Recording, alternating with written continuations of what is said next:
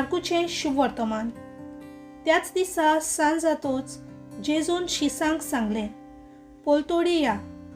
आनी त्या लोकांक सांडून ताका आसलो तसोच त्या व्हड्यांत व्हेलो. ताचे बरोबर आनीकूय व्हडीं आसलीं. तेन्ना एक व्हड वादळ मोड जालें आनी व्हडें उदकान बरोसोर ल्हारां व्हड्याचेर फुट्टालीं.